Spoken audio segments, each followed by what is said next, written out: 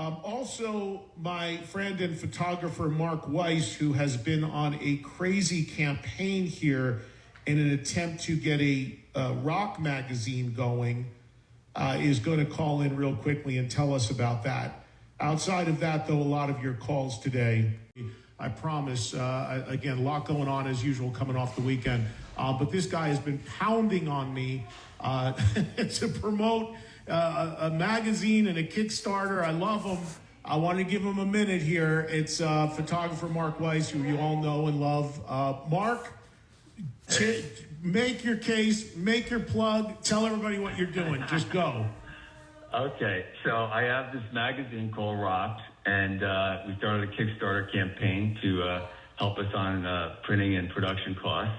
And it's just been my passion to have my own magazine. So it's a combination of Circus, Hit Parader, Rip, Cream, all those guys. And they're all my photographs and my stories. And it mixes past with present. So it's like I have my classic photographs on the cover, like David Lee Roth and Ozzy is going to be issue 3 and 4 that the Kickstarter will support. And on the back cover will be new photos. So the shots that I just shot of Ozzy in Birmingham, and also David Lee Roth at M3, that first comeback show.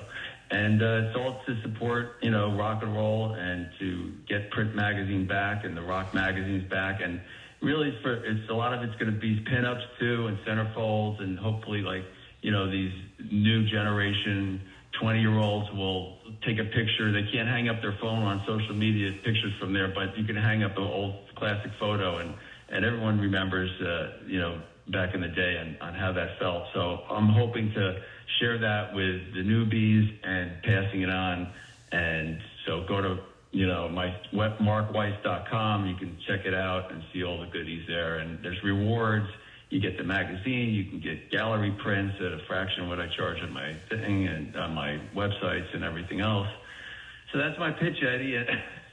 So thanks for having me. Maybe you'll have me on after the magazine comes to fruition. We're almost there. We're like more than 2/3 there on support, and it ends on Thursday. So it's really important to, everyone just check out the magazine, check out our mission statement, and see what it's all about. And there's a cool little shout out David Lee Roth gives to me on this thing. It's a must-see TV for sure.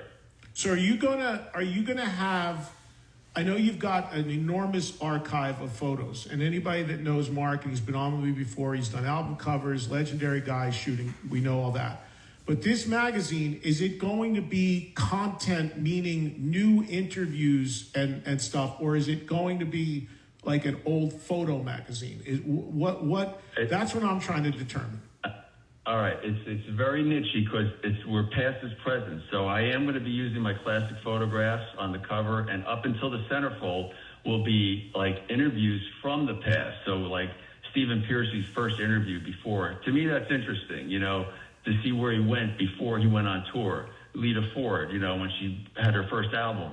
So, and then on the back cover is going to be a new photo, like of Ozzy, and a new photo of David Lee Roth. And then all the artists that were in the front part of the section is going to be in the back, but it's going to be new quotes and new interviews and new memories from me and from what, my perspective was on it. So, yeah, it's going to be very fan-friendly. I have a writer I have writers that I'm reaching out to fans that will contribute as writers too, because I'm also, my main goal for my rockmag.com site is to create a website where rock photographers and journalists can contribute and have their own pages. So it'll be called the Rock Scene of, Joe Smith. And I'll be mentoring and creating content. I'm 66 years old, and in 10 years I'll be 76. So I want to sit back in my house in Florida and just kind of mentor and watch this rock and roll grow. It's not necessarily just 80s rock that I love, but new, like you said, like you were talking about Ghost. So I'm encouraging new photographers and journalists to reach out to me, and I'll help them get a photo pass if I feel they're worthy, of course, and I'll be the editor, and it's just a full cycle, and hopefully it will just keep creating, and the website can turn into something itself. The book, the magazine, it's kind of my little, my little showcase of my photographs. I do post occasionally, but these are almost like a book in the making, because The Decade That Rocked took 5 years to make, and these are kind of like a quick fix. And Mikkel Pelicone, who's my girlfriend, she's the creative director, designer.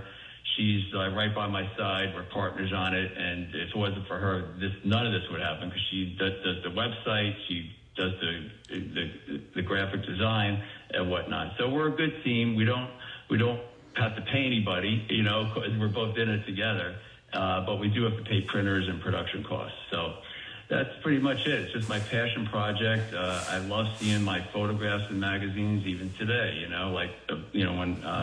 When Rolling Stone called me up, a couple of weeks, after Ozzy passed, sadly, I sent him a bunch of my photographs, and I look forward to my name being on there rather than getting the money. So that's what I look forward to. And I know of other photographers. I've met so many, on the Monsters of Rock cruise. They're all in the pit with me, and I've done workshops. So I know it's important. They love seeing their photographs on social media, and when the artist shares it, it's even more special.